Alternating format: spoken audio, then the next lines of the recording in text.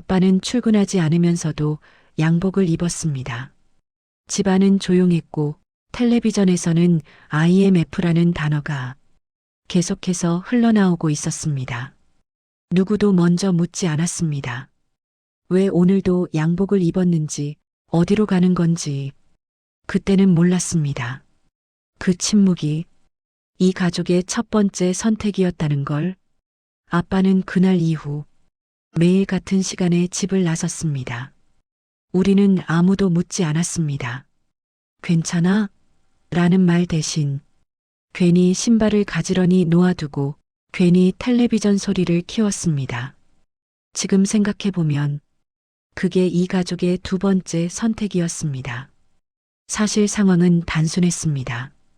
첫째, 회사에서는 더 이상 연락이 오지 않았고, 둘째, 통장에 남은 시간은 점점 줄어들고 있었고, 셋째, 집안에는 IMF 뉴스만 반복되고 있었습니다.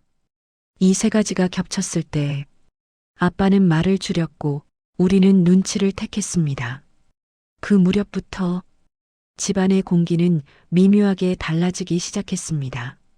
아무도 큰 소리를 내지 않았지만 말하지 않은 감정들이 조금씩 쌓이고 있었습니다.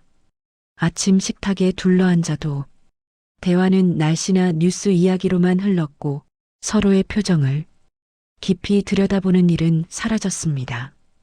괜히 말을 꺼냈다가 분위기가 더 무거워질까봐, 괜히 묻다가 서로를 더 아프게 할까봐 모두가 한 발씩 물러나 있었습니다. 그렇게 하루가 지나고 또 하루가 쌓였습니다. 겉으로 보기엔 아무 문제도 없어 보였지만 속에서는 조용히 균열이 생기고 있었습니다. 어느 새벽 거실 불이 켜져 있었습니다. 아빠는 말없이 앉아 있었고 담배 연기만 천천히 올라가고 있었습니다. 미안해. 그 말이 전부였습니다. 그리고 우리는 또 한 번 붙잡지 않기로 했습니다. 아빠는 매일 양복을 입었습니다. 면접이 없던 날에도, 갈 곳이 없던 날에도 아무도 묻지 않았습니다.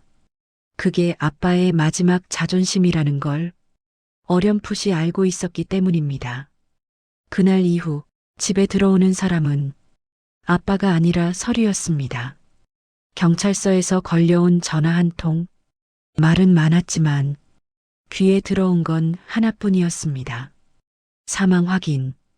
아빠가 남긴 건 보험금 3천만 원과 빈 옷장, 그리고 말하지 못한 시간들이었습니다. 울 시간은 밤에만 있었습니다. 낮에는 살아야 했기 때문입니다. 새벽엔 청소를 했고, 낮에는 세탁소에서 다림질을 했고, 밤에는 식당에서 설거지를 했습니다. 아이들이 물었습니다. 엄마, 아빠는 언제 와? 대답 대신 고개를 숙인 채 그릇을 닦았습니다. 그 시기에는 웃는 얼굴이 더 많아졌지만 마음은 더 무거워졌습니다. 괜히 말을 많이 하게 됐고 괜히 사소한 일에도 괜찮다고 먼저 말했습니다. 문제가 없는 척하는 게 문제를 해결하는 방법이라고 착각하고 있었습니다. 누군가는 아무 말 없이 버티고 있었고 누군가는 그 침묵을 배려라고 믿고 있었습니다. 하지만 배려와 외면은 아주 비슷한 얼굴을 하고 있다는 걸 그때는 알지 못했습니다. 신문 한 귀퉁이에 작은 광고가 눈에 들어왔습니다. 1,000만 원으로 시작하는 투자. 그건 욕심이 아니라 시간을 사려는 선택이었습니다. 무조건 오른다. 그 한 문장에 마지막 희망을 맡겼습니다. 결과는 빨랐습니다. 돈보다 먼저 무너진 건 제 자신이었습니다. 아이들 앞에서 밥을 먹지 못했고 밤마다 계산기를 붙잡고 울었습니다. 그때 알았습니다. 남의 확신에 내 인생을 맡기면 그 대가는 반드시 돌아온다는 걸. 이 집을 무너뜨린 건 한 번의 실패가 아니었습니다. 묻지 않기로 한 선택, 붙잡지 않기로 한 선택, 대신 해결하려 한 선택. 3번의 침묵이 모든 걸 여기까지 데려왔습니다. 이제는 알겠습니다.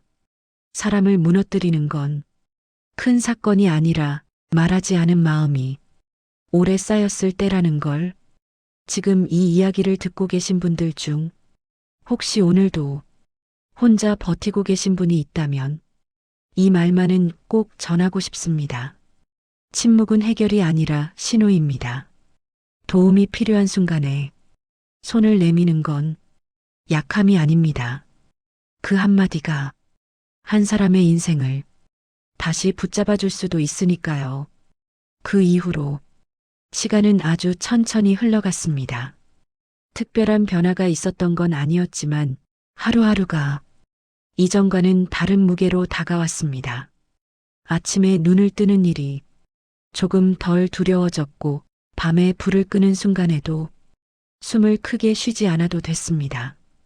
아빠가 남기고 간 양복은 옷장 안쪽에 그대로 걸려 있었습니다.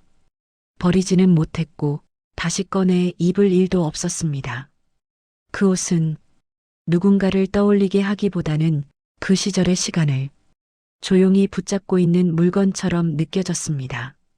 아이들은 자라났습니다. 어느 순간부터 아빠의 얼굴을 정확히 기억하지 못하게 되었고 대신 집안에 남아있던 분위기를 몸으로 기억하는 것 같았습니다. 말을 아끼는 법, 상대의 표정을 먼저 살피는 습관, 괜히 괜찮다고 말해버리는 태도.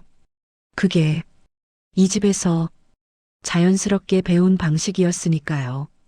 그래서 어느 날부터는 아이들 앞에서 일부러 말을 꺼내기 시작했습니다.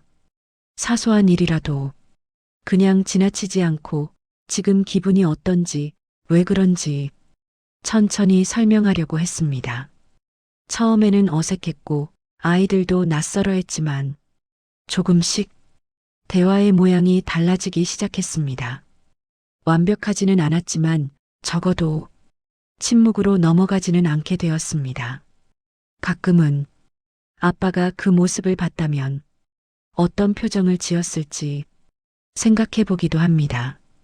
아무 말 없이 고개를 끄덕였을지 아니면 괜히 다른 데를 보며 담배를 찾았을지도 모릅니다. 그 상상만으로도 이상하게 마음이 가라앉았습니다.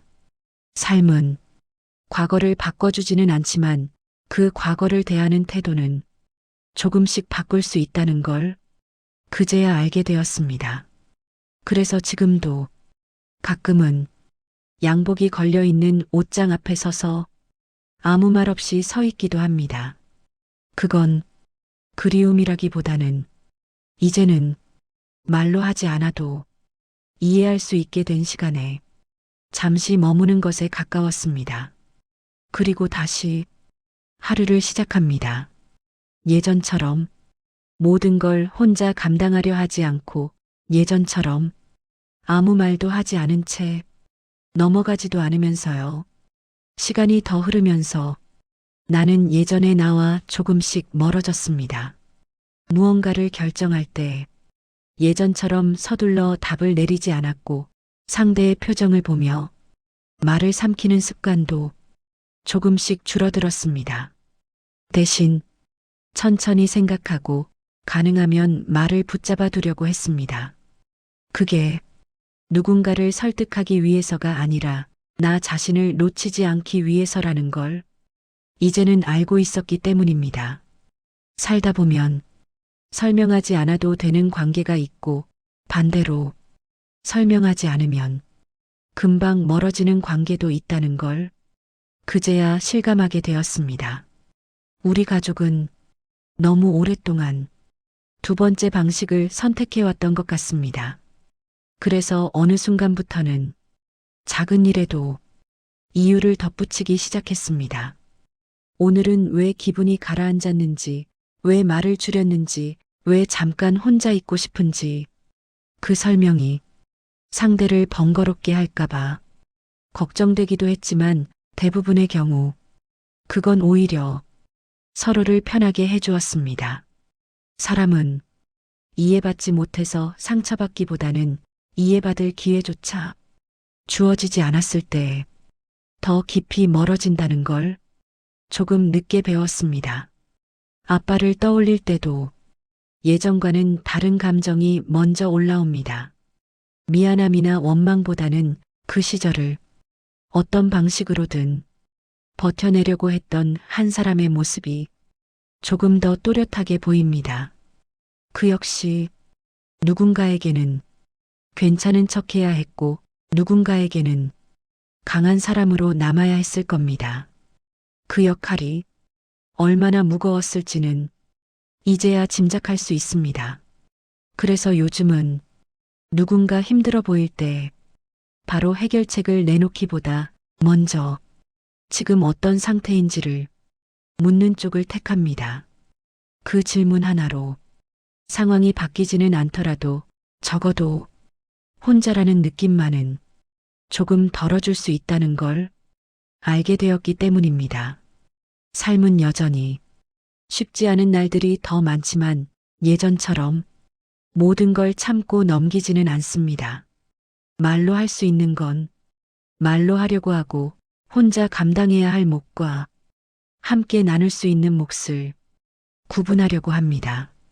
그 차이를 아는 데에 꽤 오랜 시간이 걸렸지만 지금이라도 알게 된 것이 다행이라고 생각합니다. 그리고 가끔은 아빠가 남긴 양복을 떠올리며 이런 생각을 합니다. 그 옷은 일하러 가기 위한 옷이 아니라 아무 일도 없는 척 세상과 마주하기 위해 입었던 갑옷이었을지도 모른다고요. 그 생각이 들 때면 마음이 조금 무거워지지만 동시에 이제는 그 갑옷을 다음 세대에게까지 물려주지 않아도 되겠다는 안도감도 함께 느낍니다. 그래서 오늘도 완벽하지는 않지만 조금은 다른 방식으로 하루를 살아봅니다. 말을 아끼는 대신, 말을 고르고 참는 대신 나누는 쪽을 택하면서요. 어느 날은 아무 이유 없이 그 겨울이 떠오르기도 합니다. 특별한 계기가 있는 건 아니고 버스를 기다리다 말고 뉴스 자막을 흘려보다가 옷가게 앞에 걸린 정장을 보다가 불쑥 생각이 닿는 정도입니다. 그럴 때마다 마음이 크게 흔들리지는 않습니다. 다만 잠깐 멈추게 됩니다. 그 시절을 다시 돌아가고 싶어서가 아니라 지금의 나를 어디까지 데려왔는지 확인하는 느낌에 가깝습니다. 생활은 여전히 반복됩니다. 아침에 일어나고 해야 할 일을 하고 하루를 정리합니다.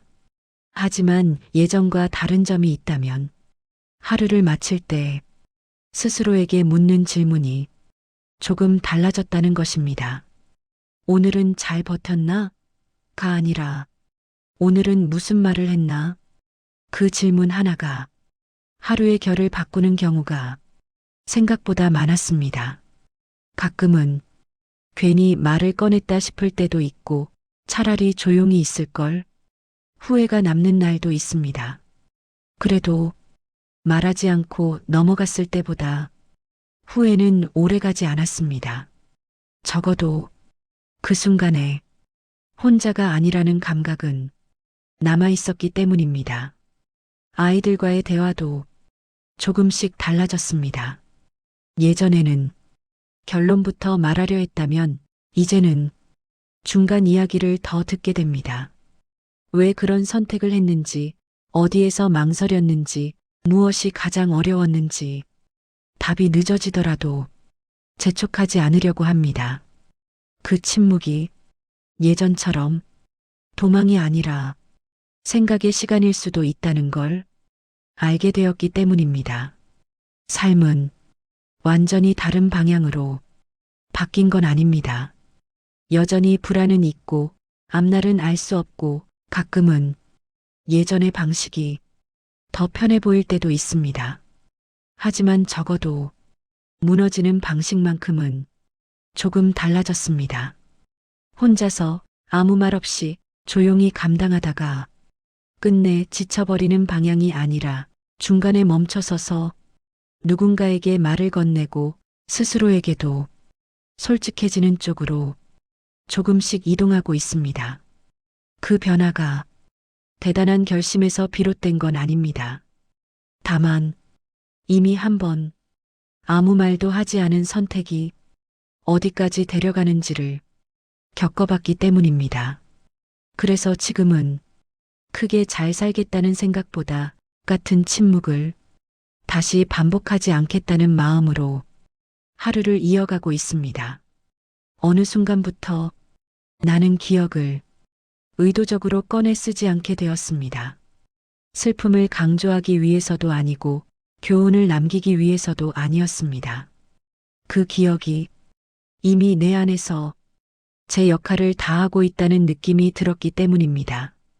대신 지금 눈앞에 있는 장면들이 조금 더 또렷하게 보이기 시작했습니다.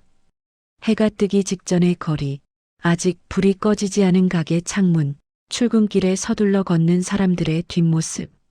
그 풍경 속에는 예전처럼 막연한 불안보다 각자의 사정이 먼저 보였습니다. 사람들은 모두 어딘가로 가고 있었고 그중 누군가는 나처럼 겉으로는 아무렇지 않은 얼굴로 하루를 시작하고 있을지도 모른다는 생각이 들었습니다. 그래서 요즘은 낯선 사람의 표정에도 괜히 시선이 머뭅니다. 지하철에서 마주친 얼굴, 버스 정류장에서 고개를 숙인 사람, 전화 통화를 하다 잠시 말을 멈추는 순간들, 그 짧은 틈에서 나는 예전의 아빠를 떠올리기도 하고 또 한때의 나를 겹쳐보기도 합니다. 삶이 힘들다는 신호는 되게 크게 울리기보다 이렇게 조용하게 나타난다는 걸 이제는 알 것 같습니다.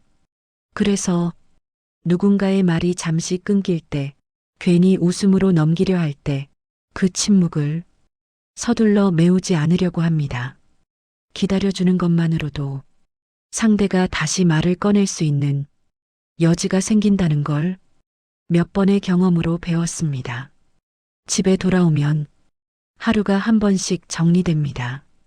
예전에는 무사히 끝났다는 안도감이 먼저였다면 요즘은 오늘 하루에 말로 남긴 장면이 있었는지를 자연스럽게 떠올리게 됩니다. 짧은 대화 하나, 불필요하지 않았던 설명 하나, 괜히 삼키지 않고 꺼낸 문장 하나. 그런 것들이 쌓여 하루의 밀도를 조금씩 바꾸고 있었습니다. 물론 언제나 잘 되는 건 아닙니다. 말을 꺼냈다가 상대의 반응이 생각보다 차가울 때도 있고 괜히 분위기만 어색해졌다고 스스로를 탓하는 날도 있습니다. 그래도 그런 날조차 예전처럼 혼자서 모든 책임을 지지는 않습니다. 이번엔 잘 안 됐구나 하고 하루를 접을 수 있게 되었다는 것만으로도 나에게는 꽤 큰 변화였습니다. 아빠의 이야기는 이제 더 이상 특별한 날에만 꺼내는 이야기가 아닙니다. 가끔은 아이들과 밥을 먹다가, 가끔은 별 의미 없는 대화를 하다가 자연스럽게 흘러나옵니다. 그럴 때 아이들은 조용히 듣고 있다가 각자의 방식으로 질문을 던집니다. 왜 그땐 아무도 말을 안 했는지, 왜 그렇게까지 혼자 버텼는지, 그때는 다른 선택이 없었는지. 나는 정답을 주려고 하지 않습니다. 다만 그 시절의 상황과 그 안에서 사람들이 느꼈을 감정들을 있는 그대로 이야기해 줄 뿐입니다. 그것만으로도 아이들의 표정이 조금은 달라진다는 걸 느낄 수 있기 때문입니다. 이야기는 그렇게 설명이나 교훈이 아니라 이해의 형태로 조용히 이어지고 있습니다. 그렇게 지내다 보니 시간이 문제를 해결해 주는 것이 아니라 사람이 시간을 다루는 방식이 문제를 다른 형태로 바꾼다는 걸 조금씩 실감하게 되었습니다. 같은 하루라도 어떻게 받아들이느냐에 따라 완전히 다른 날이 될 수 있다는 걸 그제야 이해하게 된 셈입니다. 예전에는 힘든 일이 생기면 그 이유부터 찾으려 했습니다. 왜 이런 일이 생겼는지, 어디서부터 잘못된 건지, 누구의 선택이 문제였는지. 하지만 요즘은 그 질문들이 반드시 필요한 건 아니라는 생각이 듭니다. 때로는 이유를 아는 것보다 지금 무엇을 할 수 있는지가 더 중요할 때도 있기 때문입니다. 그래서 하루를 시작할 때도 예전처럼 막연한 각오를 다지기보다 그날 할 수 있는 일의 범위를 조용히 정해둡니다. 오늘은 무리하지 않기, 말을 삼키지 않기, 도움이 필요하면 늦기 전에 말하기. 아주 사소한 기준들이지만 그 기준 덕분에 하루가 완전히 무너지지는 않게 되었습니다. 밖에서 만나는 사람들과의 관계도 조금씩 달라졌습니다. 예전에는 상대가 무슨 말을 하든 일단 맞장구를 치고 상처가 될까봐 내 생각은 뒤로 미뤘다면 이제는 조심스럽게라도 내 입장을 덧붙이게 되었습니다. 그게 늘 좋은 결과로 이어지지는 않았지만 적어도 나 자신을 잃지는 않게 되었습니다. 가끔은 그런 변화가 너무 늦은 건 아닐까 스스로에게 묻기도 합니다. 아빠가 살아있을 때 이런 태도를 가질 수 있었다면 무언가 달라졌을지도 모른다는 생각이 스칠 때도 있습니다. 하지만 그 생각에 오래 머물지는 않습니다. 이미 지나간 시간은 되돌릴 수 없지만 지금의 선택은 여전히 현재형이기 때문입니다. 그래서 요즘은 기억을 곱씹기보다는 기억이 남긴 흔적을 어떻게 다룰지를 더 고민합니다. 그 흔적이 상처로만 남지 않도록 다음 선택의 기준이 되도록 조심스럽게 다듬어가고 있습니다. 어떤 날은 아빠의 얼굴보다 그날 아침의 뒷모습이 먼저 떠오릅니다.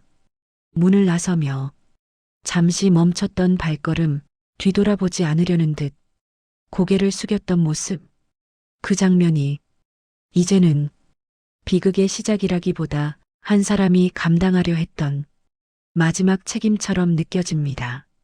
그래서 그 기억을 떠올릴 때도 예전처럼 가슴이 먼저 조여오지는 않습니다. 대신 그 무게를 다음 세대에게는 넘기지 않겠다는 마음이 더 분명해집니다. 아이들에게는 완벽한 어른의 모습보다 실수하는 어른의 모습을 보여주려고 합니다.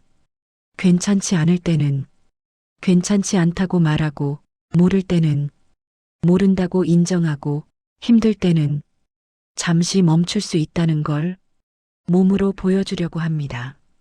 그게 말로 가르치는 것보다 훨씬 오래 남는다는 걸 이제는 믿게 되었기 때문입니다. 이야기는 아직 끝나지 않았습니다. 다만 이제는 어디로 가고 있는지는 조금 알 것 같습니다. 조용히, 하지만 이전과는 다른 방향으로 하루하루를 이어가고 있습니다. 그 무렵부터 세상은 조금씩 달라지고 있었습니다. IMF라는 단어는 더 이상 뉴스 속 자막으로만 등장하지 않았고 사람들의 대화 속에서도 자연스럽게 섞여 들어오기 시작했습니다. 동네 가게들이 하나둘 문을 닫았고 늘 사람들로 붐비던 시장 골목도 점점 발걸음이 줄어들었습니다. 누구나 비슷한 표정을 하고 있었지만 각자가 짊어진 사정은 서로 달랐습니다. 아침마다 마주치던 이웃도 어느 날부터 보이지 않았고 아이들 학교 앞 문방구는 문을 닫은 채 유리창에 임대 안내문만 붙어 있었습니다. 그때는 그 풍경이 특별히 이상하다고 느껴지지 않았습니다. 다들 그렇게 사는 것 같았고 다들 버티고 있는 것처럼 보였기 때문입니다. 집안에서도 비슷한 일이 반복되고 있었습니다. 식탁에 앉아 있어도 서로의 눈을 오래 마주치지 않았고 괜히 밥을 빨리 먹고 각자 할 일을 찾았습니다. 말을 줄인 대신 생활은 더 바빠졌고 바쁜 만큼 생각할 틈은 줄어들었습니다. 그 시절에 나는 바쁘게 움직이는 것이 가장 안전한 선택이라고 믿었습니다. 멈추는 순간, 무너질 것 같았고 생각하는 순간, 감당하지 못할 감정들이 쏟아질 것 같았기 때문입니다. 그래서 하루의 대부분을 움직임으로 채웠습니다. 청소를 하면서도 머릿속은 다른 생각으로 가득했고 다림질을 하면서도 시간을 계산하고 있었습니다. 얼마를 벌어야 이번 달을 넘길 수 있는지, 어디까지 줄여야 아이들 앞에서 괜찮은 얼굴을 할 수 있는지, 그 계산은 끝이 없었습니다. 숫자는 언제나 부족했고 미래는 항상 다음 달에 있었습니다. 그런데 이상하게도 그렇게 바쁜 와중에도 문득문득 아무 일도 하지 않고 멍하니 앉아있고 싶은 순간이 찾아왔습니다. 그럴 때면 괜히 손에 쥔 것을 더 꽉 잡거나 다시 몸을 움직이며 그 생각을 밀어냈습니다. 멈추면 다시 돌아갈 것 같았기 때문입니다. 그날 아침 양복을 입고 나가던 아빠의 뒷모습으로 시간이 지나 아이들이 조금 더 자라면서 질문의 성격도 달라졌습니다. 아빠 언제 와? 대신 아빠는 왜 그랬어? 라는 질문이 조심스럽게 나오기 시작했습니다. 그 질문 앞에서 나는 늘 잠시 말을 멈췄습니다.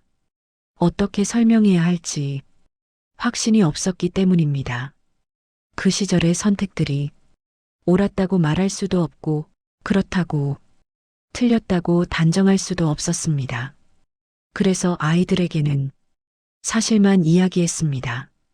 그때는 다들 많이 힘들었고 아무도 정답을 알지 못했고 각자 할 수 있는 방식으로 하루를 넘기고 있었다고. 아이들은 그 설명을 완전히 이해하지는 못했지만 더 이상 묻지 않았습니다. 대신 각자의 방식으로 그 이야기를 마음속에 남겨두는 것처럼 보였습니다. 세월이 더 흐르면서 IMF 이야기는 점점 과거의 사건처럼 취급되기 시작했습니다.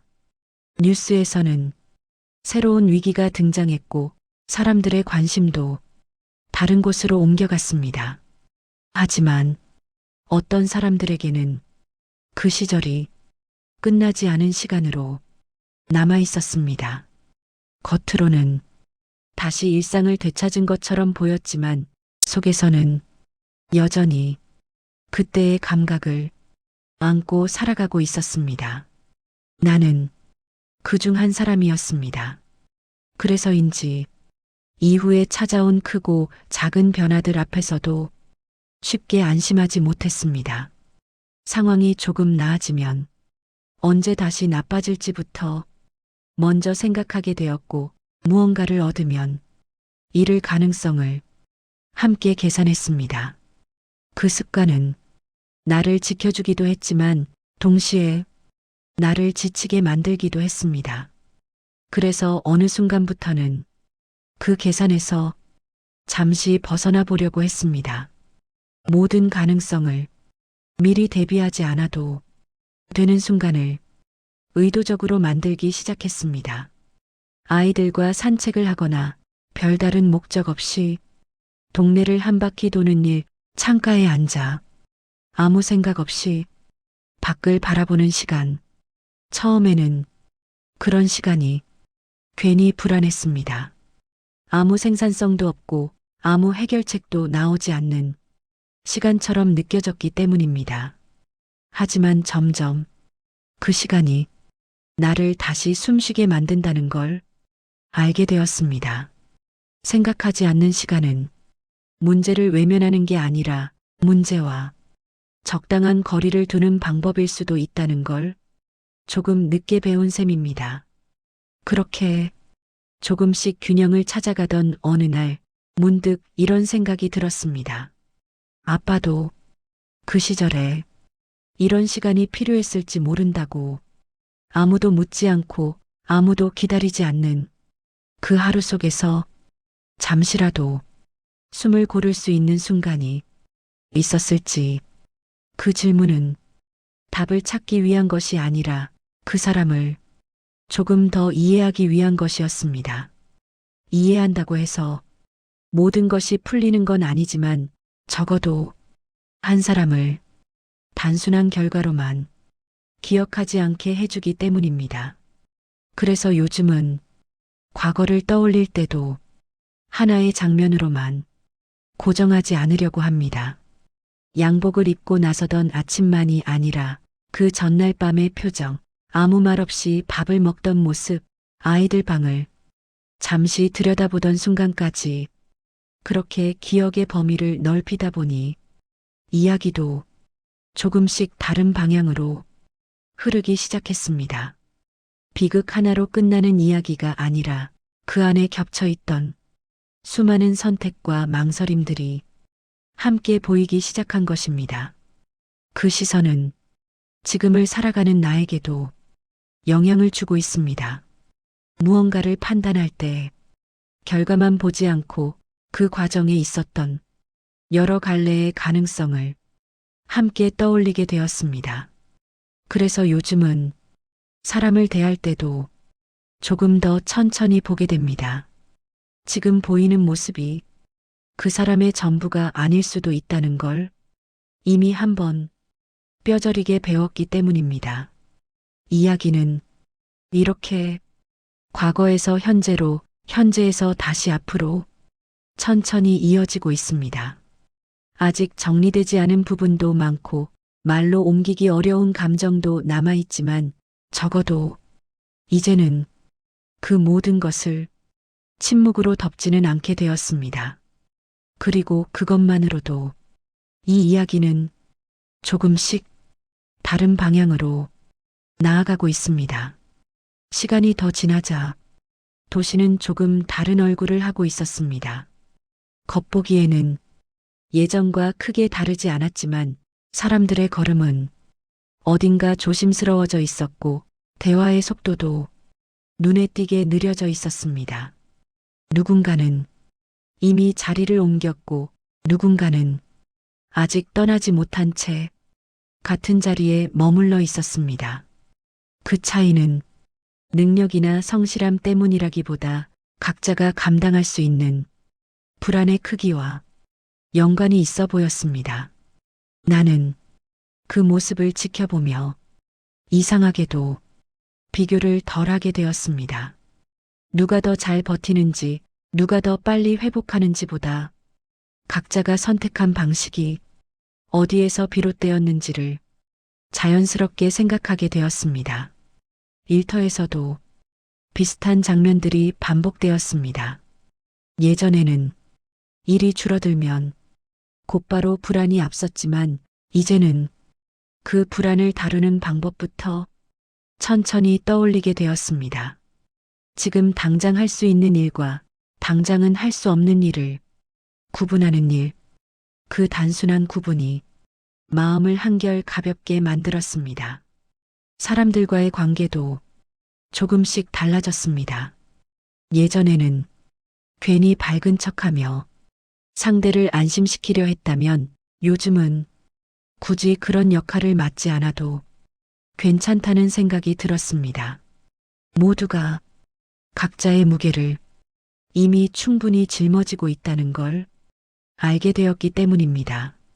그래서 누군가 힘들다고 말하면 예전처럼 바로 해결책을 찾기보다 그 말이 끝날 때까지 잠시 기다리게 되었습니다.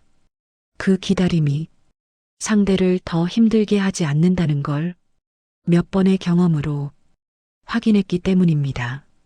집으로 돌아오는 길에도 시선이 달라졌습니다.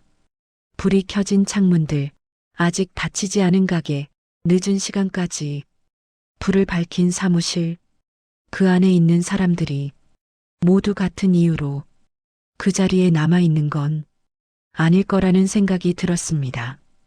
그 생각은 나를 조금 덜 단정하게 만들었고 그 덕분에 사람을 바라보는 태도도 조금 느슨해졌습니다. 아이들과 함께 보내는 시간도 점점 길어졌습니다. 꼭 특별한 일을 하지 않아도 같은 공간에 앉아 각자 다른 일을 하는 시간 자체가 의미 있게 느껴졌습니다. 그 침묵은 예전의 침묵과는 달랐습니다.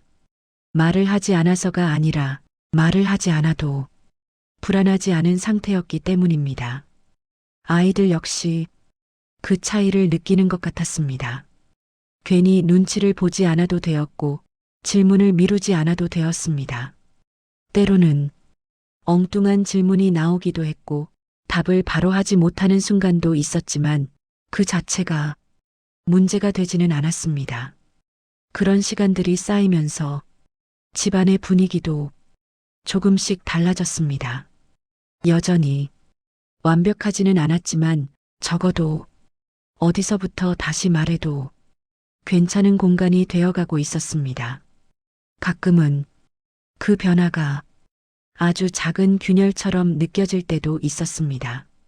겉으로는 별것 아닌 변화처럼 보이지만 그 균열을 통해 공기가 조금씩 드나들고 있다는 느낌이 들었습니다. 나는 그 공기가 이 집에 오래 머물기를 바랐습니다. 다시 아무 말도 하지 않는 상태로 돌아가지 않기를 조심스럽게 바랐습니다. 그 바람은 거창한 다짐에서 비롯된 것이 아니라 이미 한번 말하지 않음이 어디까지 사람을 데려가는지를 보았기 때문에 생긴 자연스러운 선택이었습니다. 그래서 요즘은 무언가를 결정할 때 한 가지를 더 고려하게 됩니다. 이 선택이 나를 편하게 만드는지 아니면 또 다른 침묵을 쌓게 만드는지 그 질문은 생각보다 많은 순간에 기준이 되어 주었습니다. 물론 항상 옳은 선택을 하는 건 아닙니다. 때로는 다시 예전처럼 말을 삼키고 넘어가고 괜찮은 척하는 날도 있습니다. 하지만 그 차이는 분명했습니다. 그런 날이 습관이 되지 않는다는 것, 그리고 다음 날에는 다시 말을 꺼낼 수 있다는 것, 그 가능성 하나만으로도 이야기는 이전과는 다른 방향으로 흘러가고 있었습니다. 아빠의 양복은 여전히 옷장 안에 걸려 있지만 그 의미는 조금씩 변하고 있습니다. 이제 그것은 말하지 못했던 선택의 상징이 아니라 다시 같은 선택을 반복하지 않기 위한 기억의 기준점에 가까워졌습니다. 그 기준점 덕분에 나는 오늘도 조금 더 느린 속도로 하루를 지나고 있습니다. 서두르지 않고 미리 단정하지 않고 가능하면 한 번 더 묻는 쪽을 택하면서 이야기는 아직 진행 중입니다. 과거에서 현재로, 현재에서 또 다른 내일로 조용히 이어지고 있습니다. 어느 날은 특별한 이유도 없이 몸이 먼저 반응하는 날이 있습니다.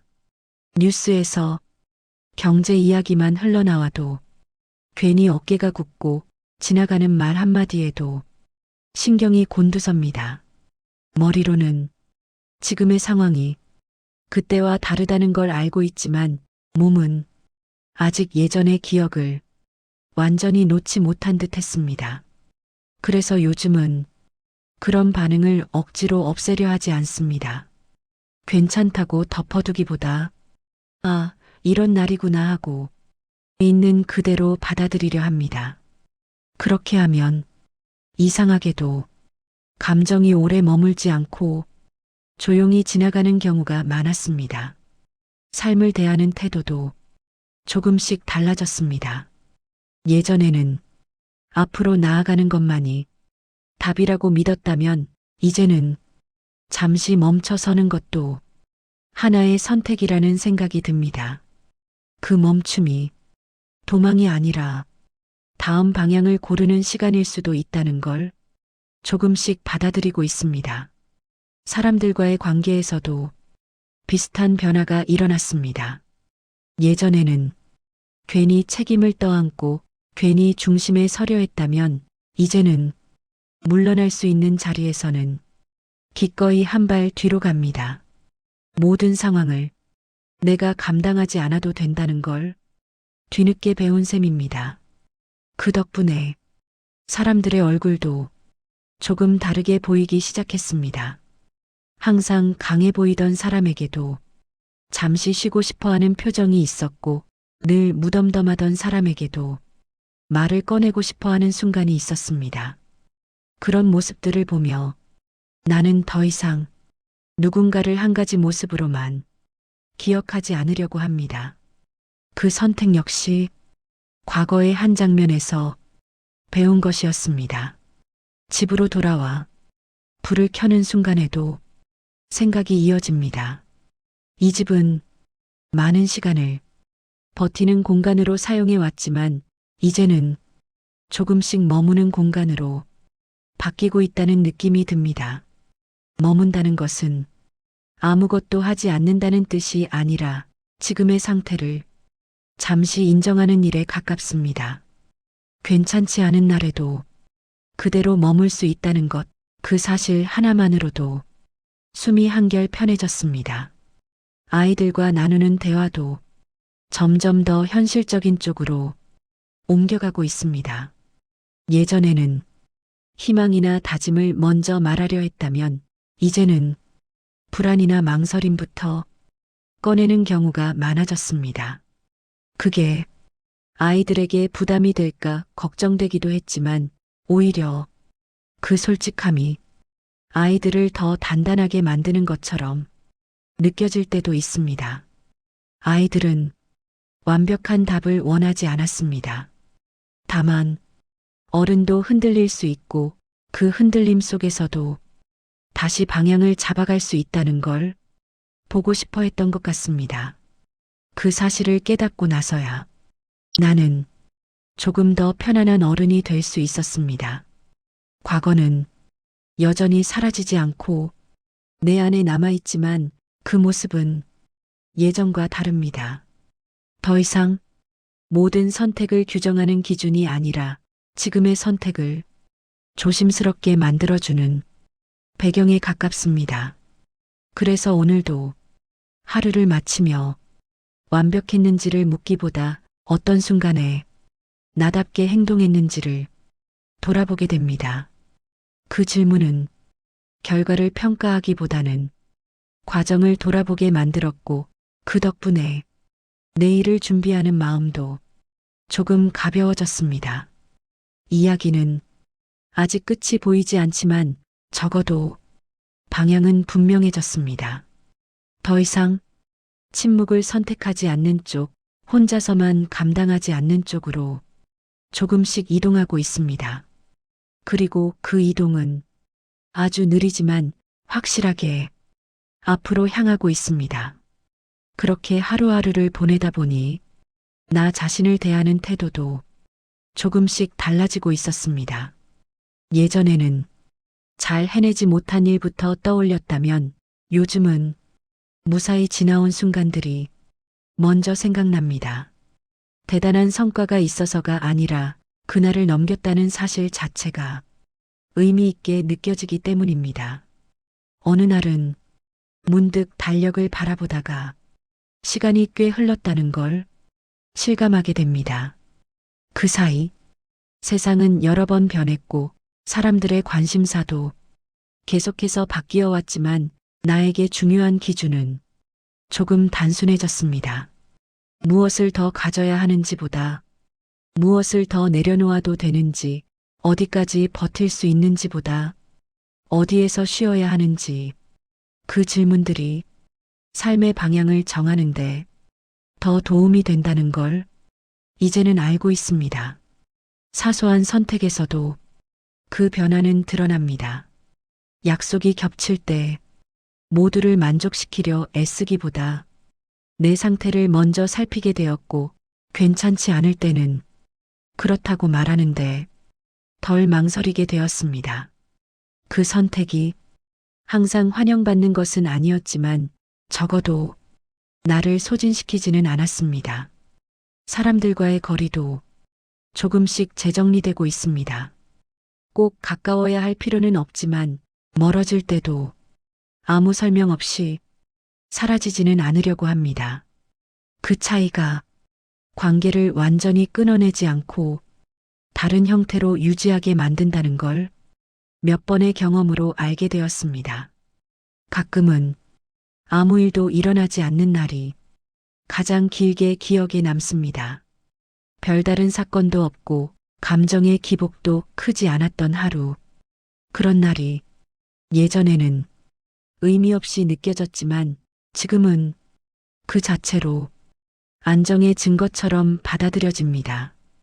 그 안정 속에서 생각은 더 멀리 가지 않고 지금 있는 자리에서 천천히 머뭅니다. 그게 나에게는 가장 필요한 속도라는 걸 이제는 인정하게 되었습니다. 이야기를 계속 이어갈 수 있는 것도 아마 그 속도를 찾았기 때문일 겁니다. 서둘러 결론을 내리지 않아도 되고 억지로 감정을 끌어올리지 않아도 다음 문장이 자연스럽게 따라오고 있습니다. 그래서 지금은 앞으로 얼마나 더 써야 할지를 계산하지 않습니다. 오늘 떠오른 생각만 오늘의 분량만큼 적고 그 다음은 내일의 나에게 맡기기로 합니다. 이야기는 그렇게 조금씩 쌓이며 형태를 만들어가고 있습니다. 아직 닫히지 않은 문장들, 아직 정리되지 않은 생각들까지도 이 흐름 안에서는 충분히 머물 자리가 있는 것처럼 느껴집니다. 그리고 그 여백 덕분에 이 이야기는 앞으로도 자연스럽게 이어질 수 있을 것 같습니다. 시간이 흐르면 모든 일이 설명될 줄 알았습니다. 왜 그런 선택을 했는지, 왜 그때는 말을 하지 못했는지, 왜 그 겨울이 그렇게 길게 느껴졌는지. 하지만 설명되지 않는 일도 분명히 존재한다는 걸 이제는 압니다. 다만 설명되지 않는다고 해서 의미가 없는 것은 아니라는 것도 조금은 알 것 같습니다. 어떤 시간은 답을 주지 않지만 대신 사람을 바꾸어 놓습니다. 말을 아끼던 사람은 조금 더 묻게 되고 혼자 버티던 사람은 누군가를 떠올리게 됩니다. 그 변화는 눈에 띄지 않지만 분명히 삶의 방향을 다른 쪽으로 밀어놓습니다. 이 이야기도 그런 시간 중 하나였습니다. 비극으로만 남기기에는 너무 많은 선택이 있었고 교훈으로만 정리하기에는 너무 많은 사람이 그 안에 있었습니다. 그래서 이 이야기는 무언가를 증명하기보다는 조심스럽게 기억하기 위해 여기까지 왔습니다.